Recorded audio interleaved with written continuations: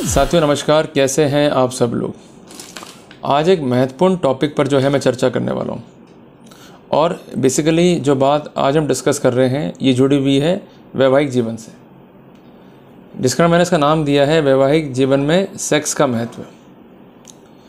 मैं इस पॉइंट पर जोर इसलिए दे रहा हूँ क्योंकि ऑनरेबल सुप्रीम कोर्ट ने, इवन वेरियस हाई कोर्ट ने एक बात कही है वैवाहिक स्थायित्व को लेके कि आप चाहते हैं कि विवाह जो है स्टेबल रहे, पक्षकारों के बीच जो रिलेशनशिप है वो स्मूथ रहे, तो वहाँ पर सेक्स का होना बहुत ज़रूरी है। सेक्स इज साइन क्वा non for a healthy and happy marital life. साथियों बेसिकली आप एक बात समझिएगा कि विवाह से दो परिवार जुड़ते हैं और सेक्स से दो आत्माएं। जब तक हमारी पत्नी के पर्सपेक्टिव में कोई ट्रस्ट फैक्टर नहीं है, हम दोनों के बीच में प्रॉपर जो है बॉन्डिंग्स नहीं है, तो दोनों का एक साथ चलना, एक ही विषय पर एक साथ सोचना असंभव सा हो जाएगा। सेक्स जो है ना केवल संतान उत्पत्ति के लिए आवश्यक है, अपितु पक्षकारों के बीच ट्रस्ट डेवलप करने का भी एक इम्पॉर्टेंट पर्सपेक्टिव है। सेक्स नहीं होगा तो मैरिटल लाइफ भी अफेक्ट होगा और इस बात पर पूर्ण सहमति देता है honourable supreme court, even various high court. अगर आपकी वाइफ सेक्स करने से मना करती है तो ultimately she is subjecting towards a severe mental cruelty और उस बेसिस पर हम डिवोर्स फाइल कर सकते हैं। पर साथियों कोर्ट जाकर डिवोर्स फाइल करना बहुत आसान है, रेमेडी भी जो है मिल जाएगा। पर पॉइंट मेरा ये है कि जब समाधान हमारे धर्मों के अंदर है तो जो मॉडर्न लीगल साइंस है उसके तहत हम अपना घर क्यों बिगाड़ें। देखिए हम लंबे टाइम से दवाइयाँ खा रहे थे एलोपैथिक, पर कुछ लोगों ने ऐसा कहा कि ये दवाइयाँ गलत हैं, शरीर में साइड इफ़ेक्ट्स पैदा करती हैं, हम लोग शिफ्ट हुए आयुर्वेदिक के ऊपर। क्या आयुर्वेदिक हमने विदेशों से एक्सेप्ट किया? उदाहरण नहीं, ये हमारा अपना विज्ञान है। काम शास्त्र भी इस देश का अपना विज्ञान है। तो अगर आप चाहते हो कि जो दर बढ़ रही है विवाह विघटन की उसको कम करना, तो everyone must know the importance of sex in the marital life.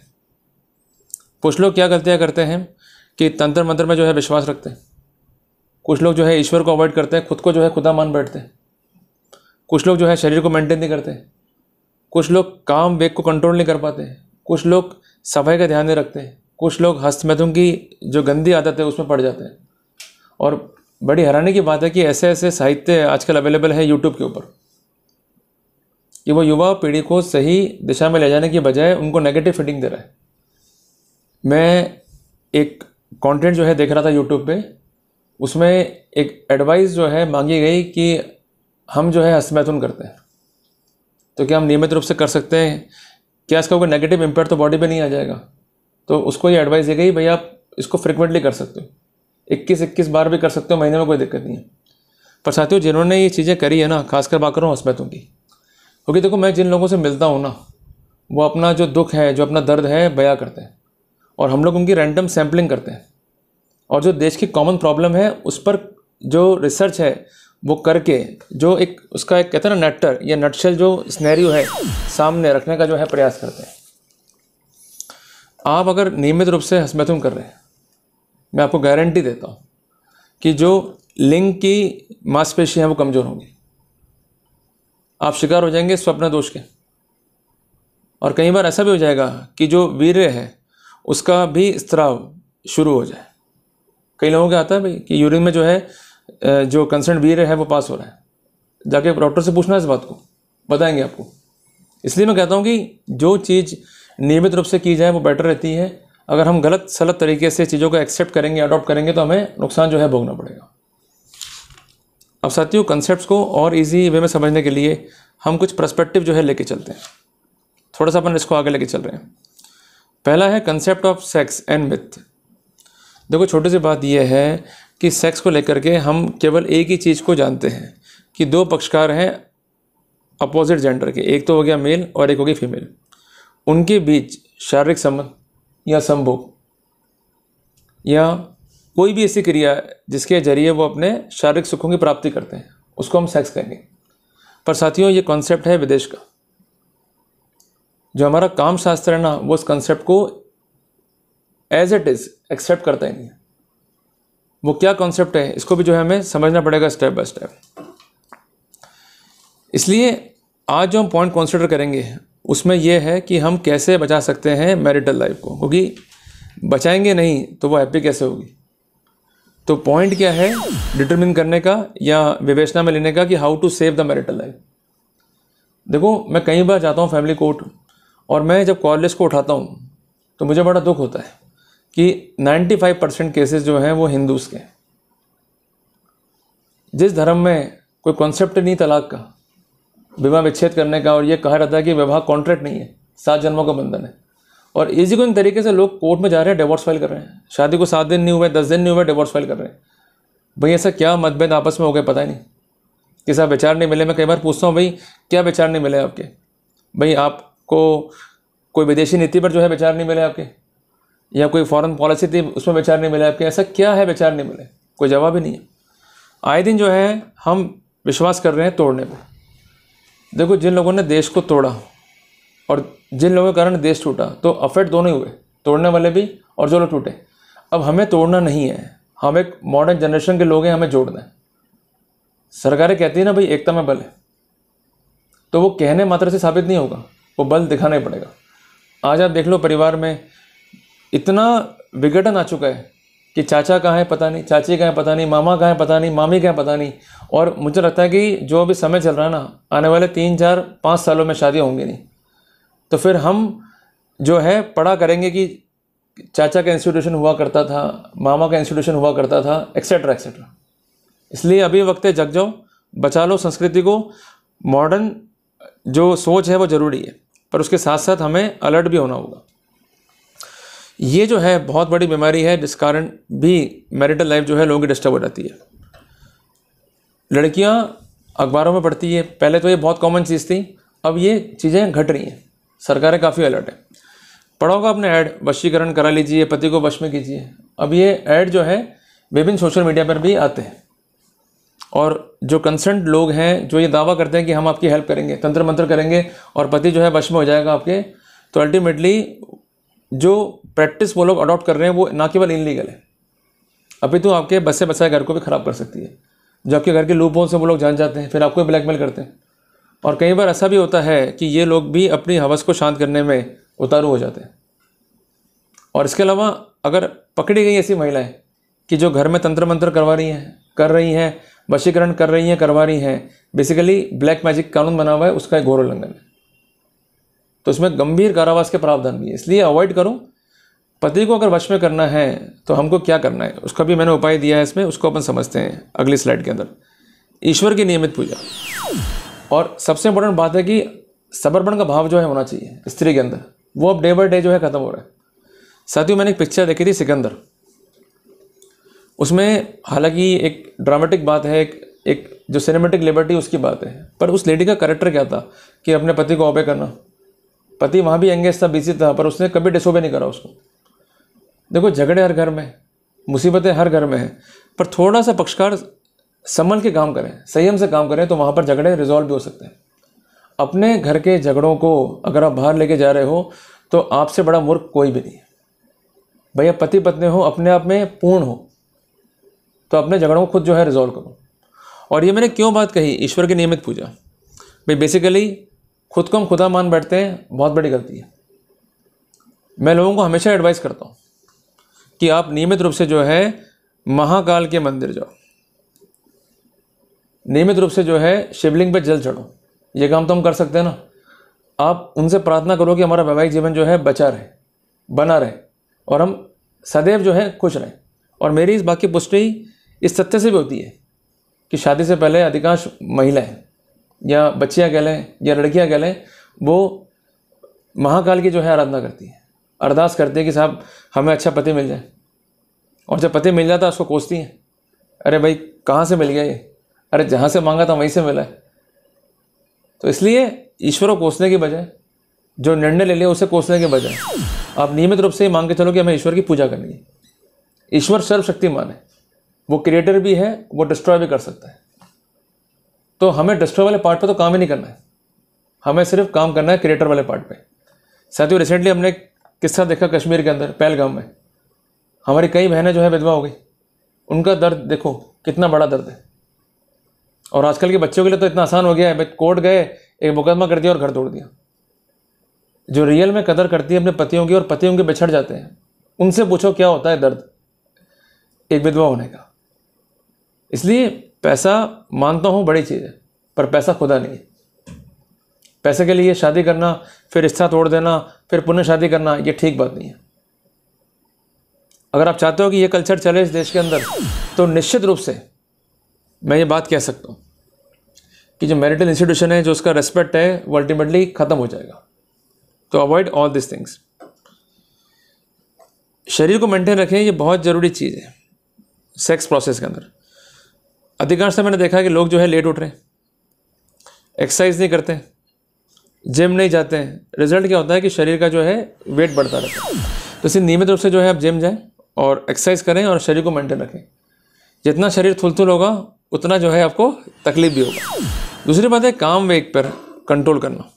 भाई कई बार होता है कि फीलिंग जग गई किसी हस्बैंड की, पर इसका मतलब ये नहीं कि आपका जो फीलिंग जगने का टाइम है उसको हम अनसर्टन कर लें, मेक इट सर्टेन। कई बार ये होता है कि वाइफ जो है एंगेज्ड है, आप उसको प्रेशराइज कर रहे हो टू हैव अ सेक्स, गलत बात। आप म्यूचुअली टाइम सेट करो। उसका फ़ायदा क्या है कि आप अपने उस टाइम को अच्छे तरीके से एंजॉय कर पाओगे। जैसे कई बार देखा होगा लोग समय पे जो है खाना नहीं खाते हैं, तो उनका बॉडी वेट भी जो है कंट्रोल नहीं हो पाता है, उनको कई बीमारियाँ अनावश्यक रूप से हो जाती हैं। पर जो लोग टाइम से नाश्ता कर रहे हैं, खाना खा रहे हैं, उनका सब कुछ सेटल रहता है। तो वही चीज़ जो है आपको यहाँ पर अप्लाई करनी है और अपने जो इंटेंसिटी है, फ्रीक्वेंसी काम वेग की, उसको कंट्रोल भी करना है। कमरे व शरीर की सफाई बहुत महत्वपूर्ण स्थान रखती है सेक्सुअल लाइफ में। अब कमरे जो है बिखरा हुआ है, साफ़ सफाई नहीं है कमरे के अंदर, तो आप सेक्सुअल लाइफ कैसे एंजॉय करोगे। लोग एकांत में क्यों जाते हैं आज के टाइम पे? क्योंकि उनको मालूम है कि भाई वहाँ जो चीज़ें हैं वो होंगी ऑर्गेनाइज, हम ढंग से जो है टाइम स्पेंड कर पाएंगे। तो आपको जाने की ज़रूरत ही नहीं है कहीं और। आप अपनी चीज़ों को ढंग से अगर ऑर्गेनाइज कर लोगे तो वहाँ पर अपने को दिक्कत नहीं होगी। इसके अलावा शरीर की सफाई ये बहुत ज़रूरी है। कई बार लोग ये बात कहते हैं, इवन हम लोग सुनते भी आ रहे हैं कि जेनिटल पार्ट्स के आसपास जो हेयर्स हैं उनको रिमूव करें। कई बार क्या होता है, चाहे अनजाने में कह लें या नॉलेज नहीं है इस करके हम कह लें कि लोग जो है रेजर्स यूज़ करते हैं, ब्लेड वाले कट लगते हैं जेनिटल पार्ट्स पे, इन्फेक्शन की जो है पॉसिबिलिटी में बन जाती है। जब इतने एड्स आ रहे हैं उनको आप देखो, वो एड सिर्फ मजाक की चीज़ नहीं है, उसमें कई एड्स ऐसे भी हैं कि how to use the proper trimmer, उसका महत्व क्या है, और अपने जेनिटल ऑर्गन्स को जो है नियमित साफ़ करें ताकि आप अच्छा सेक्सुअल लाइफ जो है एंजॉय कर सकें। अदरवाइज़ क्या होगा, अगर आपके अनवांटेड जो है हेयर्स हैं, आपने इसको साफ़ नहीं करा है, तो it may be a cause for infection. और कॉमन इन्फेक्शन है फंगल इन्फेक्शन। गर्मियों में तो विशेषता हो जाता है। अब आपको फंगल इन्फेक्शन हो गया और आपसे आपकी वाइफ को हो गया और फिर वो इन्फेक्शन कहीं और फैल गया, तो फिर कौन से बेहतर होगा। और फंगल इन्फेक्शन जो है दिमाग में सेट कर लेना, सेक्सुअल से ट्रांसमिट तो आप कर दोगे अपनी वाइफ को, और वो जो है किसी की भी टच में आएगी, चाहे आपका छोटा बच्चा ही है, घर में कोई और मेंबर भी है, तो उसको भी जो है फैला देगी वो। तो क्यों अपनी लाइफ को बर्बाद कर रहे हो? जब इतने संसाधन हमारे पास में, इतना अच्छा लाइफ हम लीड कर सकते हैं, we are earning, then why we are wasting our precious life. छोटी सी बात ध्यान रखें, जो मैंने आपसे कहा भी है, हंस मैथुन को अवॉइड करें, जिसको अपन मस्टरबेशन भी कहते हैं। बेसिकली कई युवक मानते हैं कि इट इज़ गुड प्रैक्टिस, और अमूमन 18+ जो लड़के हैं वो इस हैबिट को जो है प्रैक्टिस में रखते हैं। पर बेसिकली कुछ टाइम तक तो उनको आनंद आता है, पर वो सत्यानाश कर रहे हैं अपने शरीर का। अल्टीमेटली जो लिंग की मांसपेशियां हैं वो इससे अफेक्ट होती हैं। स्वप्न दोष, शीघ्र पतन, और इसके अलावा कई बार वीर्य का जो है डिस्चार्ज शुरू हो जाता है यूरिन मार्ग से। तो अल्टीमेटली उनको फिर डिप्रेशन आता है कि भाई ये क्या हो रहा है और हम अपने पार्टनर को जो है संतुष्ट नहीं कर पा रहे हैं, और स्वागत वाले दिन भी या उसके बाद जब भी सेक्स हुआ है बहुत जल्दी जो है डिस्चार्ज हो गया। भाई कम से कम रिटेंशन तो हो 10 से 15 मिनट का, पर यहाँ तो जैसे टच हुआ वैसे डिस्चार्ज हो गया। तो इसलिए हंस मैथुन को अवॉइड करें, ये सही चीज़ नहीं है। अब सबसे महत्वपूर्ण बात है happy family and healthy planning. मैं देखो पैसा कमाने की चाह सब में है, हम में भी चाह है, सब पैसा कमा रहे हैं, पर देखो हमें जन्म किसने दिया? ईश्वर ने। तो उसको मालूम है कि भाई हमें कैसे मेंटेन करना है। भाई जो जानवर हैं जिनके पास कोई स्रोत नहीं है अर्निंग करने का, वो भी जिंदा है सिर्फ ईश्वर के भरोसे। आप तो इंसान हो, ईश्वर की एक बेहतरीन कृति हो, तो फिर ईश्वर जो है नुकसान कैसे कर देगा आपका? इसलिए बिलीव ऑन द गॉड। दूसरी बात यह कि जब फैमिली को टाइम आप नहीं दे सकते हो, फैमिली को आगे मत बढ़ो। वो टाइम देना कैसे आपको? आप डिनर साथ करो, पॉसिबल हो, लंच साथ करो, पॉसिबल हो, या ब्रेकफास्ट साथ करो। कम से कम एक फूड तो साथ में हो आप लोगों का। जो प्रॉब्लम्स है उसको शेयर करो, डिस्कस करो, उसका बेस्ट सॉल्यूशन क्या उसको निकालने की कोशिश करो। और फैमिली टाइम को स्पेंड करना जरूरी इसलिए कि आज के टाइम पे हम लोग अधीन हो गए हैं मोबाइल के। सुबह उठते मोबाइल, हगने जा रहे हैं तो मोबाइल, तैयार हो गए तो मोबाइल, उसके बाद शाम को जो है थक के आए ऑफिस से, मोबाइल में बैठ गए, और आपको सोने का टाइम आया फिर बैठ गए मोबाइल के ऊपर। When you are totally engage with mobile then why to have a family? और आपके इसी रवैये के कारण फैमिली जो है ब्रेकअप हो रही है। फिर दूसरी बात, हम लोग प्लानिंग करने में इच्छुक नहीं है, बस पैसे बचा लो। भाई देखो, कमाना और पैसों को भोगना बहुत बड़ी स्थिति है। भाई कमा सभी रहे, पर पैसों को भोग पाओ, अगर वो स्थितियाँ पैदा करते हो तो फिर तो आप कहना ही क्या। मैं एक बात कहना चाहता हूँ आप सबसे कि बेसिकली आप प्लानिंग करो कि भाई हम हफ्ते में एक बार जो है कहीं घूमने जाएंगे, किसी पब्लिक पार्क में जाएंगे, या किसी प्लेस पे जो है जाके हम लंच करेंगे या डिनर करेंगे। ये बहुत ज़रूरी है। सोशल होना एक बहुत बड़ा कंसेप्ट है इवन इन BNM। और मैं एक बात कहना चाह रहा हूँ आपसे कि जब तक हम सोशल नहीं होंगे हमारा कोई बॉन्डिंग डेवलप नहीं होगा। आप बच्चों को अवॉइड करोगे, बच्चे सहलेंगे, महीना 2 महीना 3 महीना 4 महीना 1 साल 2 साल, वो भूल जाएंगे आपको। उनकी निगाह में क्या हो जाएगा, भाई आदमी है जो सुबह जाता है और शाम को आ जाता है। तो चाहते हो कि ऐसा हो? नहीं होना, तो इसलिए आप सबसे दरख्वास्त है कि अपनी लाइफ को जो है मेंटेन करें। तो कुल मिला के हम नटशेल में कह सकते हैं कि सेक्सुअल लाइफ में केवल अंगों का मिलन ही पर्याप्त नहीं है, इसमें कई चीज़ें भी समावेशित हैं, which is necessary to make your sexual life, marital life more better. मैं इसको रिकैप करता हूँ वापस से एक बार। आप उन प्रैक्टिस को अवॉइड करें जो इलीगल है। पति को वशीकरण करना कोई ज़रूरी नहीं है, आप पति पर फोकस करो, उसको क्या पसंद है क्या पसंद नहीं है उस पर जो है फोकस करो। मैंने कई बार देखा है लड़कियों को कि जब नौकरियाँ कर रही होती ना तो बिल्कुल ढंग से जो है आचरण करेंगी, अपने बॉस की जो है रिस्पेक्ट करेंगी, तो आपका पति भी तो आपका बॉस है, उसकी भी रिस्पेक्ट कर लो, घर आपका ठीक चलेगा। झगड़े घर में क्यों होते हैं? पति किसी एक दिशा में जो है आपका अटेंशन चाहता है, अब आपका तो वहाँ फोकस ही नहीं है, नहीं मैं तो ये करूँगी ऐसा करूँगी, तो फिर दिक्कत आपको आएगी। ईश्वर के नियम में भक्ति नहीं करना, पति कह रहा चलना है मंदिर, पत्नी अवॉइड कर रही है, या वाइस वर्सा, पत्नी कह रही है चलना है मंदिर, पति अवॉइड कर रहे हैं। जब तक महाकाल के मंदिर नहीं जाओगे, नियमित रूप से शिवलिंग पर जल नहीं चढ़ाओगे, घर बर्बाद ही होगा आप लोगों का। मोटी मोटी बात, बॉडी को मेंटेन रखो, अपना जो फ्रीक्वेंसी है सेक्स का उसको कंट्रोल करो, अपना कमरा और जो शरीर है उसके नियमित जो है सफाई रखो, हंस-मैथुन को अवॉइड करो, और फैमिली को टाइम दो, और नियमित जो है हेल्थी प्लानिंग करो टू कीप फैमिली हैप्पी। तभी सेक्सुअल लाइफ बेटर चलेगी, अदरवाइज सब कुछ तबाह हो जाएगा। अगर फैमिली सुखी है तो हम सुखी। और उसके बाद में आता है लास्ट में सेक्सुअल इंटरेक्शन, जिसको हम संभोग कहते हैं या काम क्रिया कहते हैं, वो फिर एक पार्ट ऑफ लाइफ हो गया। तो अब तो किधर हुआ आप लोगों को कि सिर्फ कह देने मात्र से ही सेक्स का कोई महत्व जो है मैरिटल लाइफ में नहीं होगा। सुप्रीम कोर्ट चाहे कितने ही बोले कि भाई इट इज साइन को नॉन, पर मैं कहता हूँ कि सुप्रीम कोर्ट की कहीं भी बात का आशय क्या है, उसका मर्म क्या है, वो समझना भी जो है बहुत ज़रूरी है। तो मैं उम्मीद करता हूँ कि मैंने आपको चीज़ें पॉइंट वाइज सिस्टमेटिक वे में समझाने का प्रयास किया। अगर आपको ये PPT अच्छा लगा और आपको लगता है किसी की मैरिटल लाइफ को आप सेव कर सकते हो इस कंटेंट के माध्यम से, इस कंटेंट को उस तक जो है ज़रूर पहुँचाएं। और मेरी प्रभु से प्रार्थना है कि यह आपको बदुआ में दे रहा हूँ आज कि कभी भी जो है आपका तलाक नहीं। मैं सख्त खिलाफ हूँ तलाक के प्रोटोकॉल के। तलाक तब लो कि जब वाइफ एडल्ट्री में, सामान्य झगड़े हो गए, बोलचाल हो गई, या गाली गलौज भी हो गया, कई बार रहता है, गुस्से में दूसरे में हाथ भी उठ गया, माफ़ करो, आगे बढ़ो। घर तोड़ना सही सलाह नहीं है। And I request all the advocates with in directory of India, जो मंशा है ऑनरेबल कोर्ट्स की भी, कि हमें घर बसाने पे जोर देना चाहिए, नहीं घर तोड़ने पे। भाई कमा तो हम कुछ भी सकते हैं, जब ईश्वर ने शरीर दिया है तो ईश्वर हमें धंधा भी देगा, हमें बिजनेस भी देगा, but our profession is a noble profession, and being in a noble profession it is our duty to boycott the Indian divorce. और अगर हमने नहीं करा तो अल्टीमेटली हमें ईश्वर माफ़ नहीं करेगा। और मैं खुद भी डिवोर्स के लिए तब इंसिस्ट होता हूँ या प्रोसीड करता हूँ कि जब वाइफ एडल्ट्री में, otherwise there is no need to go for divorce. Divorce हमारी हिंदू व्यवस्था पर, हमारे इंडियन लीगल सिस्टम पे एक बहुत बड़ा धब्बा है। तो आज से हम सब काम करेंगे मिलके, एक साथ एक स्वर में कहें कि we boycott the Indian divorce